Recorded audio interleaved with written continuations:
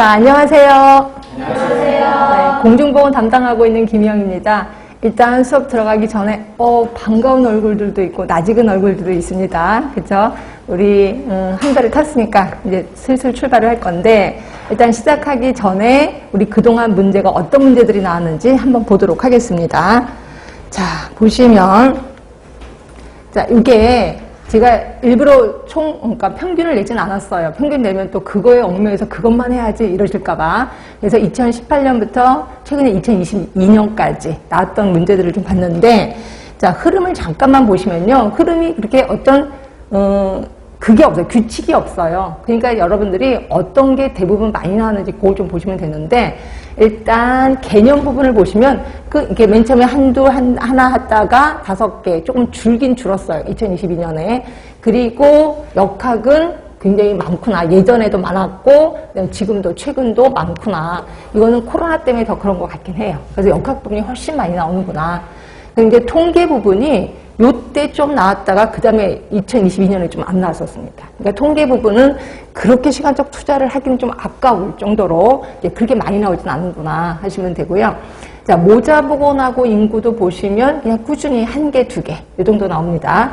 그 다음에 학교 보건, 보건교육, 학교 보건이 점점 줄어들고요. 보건교육 쪽이 좀 많아져요. 보건교육 쪽에. 그래도 1개 아니면 2개.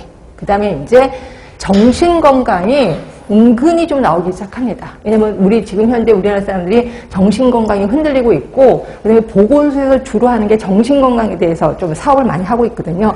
그래서 그런지 정신건강 문제가 그렇다고 많이 나오는 건 아니야. 한 문제인데 예전에 이렇게 띄엄띄엄 나왔다가 이제는 좀 자주 나온다 이렇게 보시면 돼요. 그 다음에 산업보건도 꾸준히 나옵니다. 뭐 한때는 3개 정도 나왔지만 그래도 1개 정도는 꾸준히 나오는구나 하시면 되고요.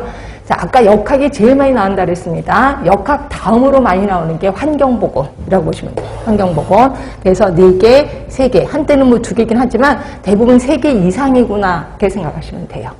자, 그 다음에 식품위생보건역량이 요게 예전엔 굉장히 많이 나왔었는데 제가 2018년 이후로 보니까 1개나 2개 그리고 안 나올 때도 있었습니다. 그래서 식품위생 같은 경우도 시간적 투자가 조금 아깝긴 하는데 그래도 투자는 하셔야 돼.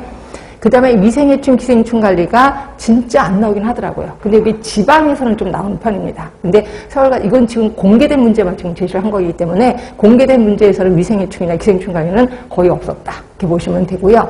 자, 아까 제가 역학이 1위라 그랬고 환경이 2위라고 했잖아요. 근데 똑같이 2위를 차지하고 있는 게 보건행정. 그래서 한때는 이게 공중보건 문제야, 보건행정 문제야 이게 헷갈릴 정도로 문제가 되게 많이 나왔었다가 보면 2개, 3개, 뭐 한때 4개 정도까지도 많이 나왔거든요. 그래서 보건행정은 특히 여러분들이 제가 공중보건만 하는 사람입니다 라고 했을 때 보건행정 되게 힘들어해요. 그럼에도 불구하고 이건 좀 시간적인 투자를 좀 해야 된다라고 생각하시면 돼요. 그래서 이쪽 부분도 제가 투자를 할 건데, 자, 그럼 어떤 문제들이 나왔는지 잠깐만 보도록 하겠습니다.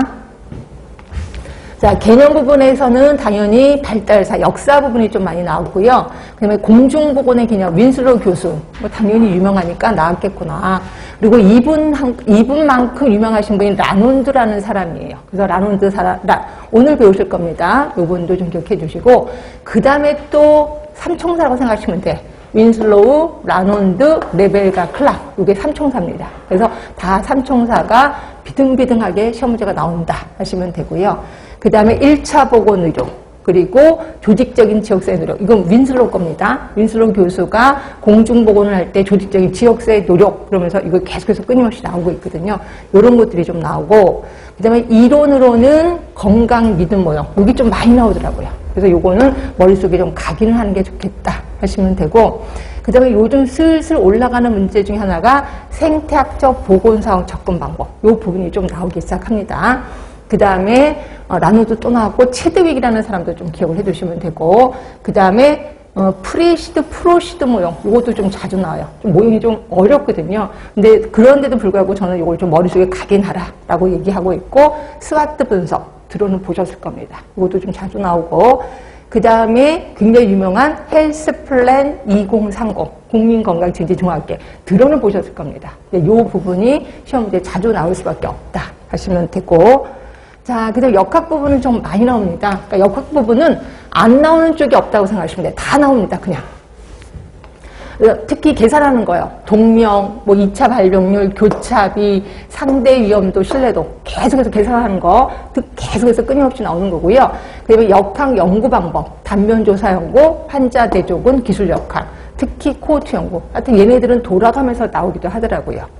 그 다음에 역학적 삼각형 모형, 수레바퀴 모형. 얘네들도 워낙 유명하니까 좀 기억을 해두시면 되고, 그 다음에 면역의 종류도 엄청 시험에 많이 나옵니다. 그래서 면역의 종류도 그냥 달달달달 외워야 된다라고 얘기를 하고 있고, 필수 예방접종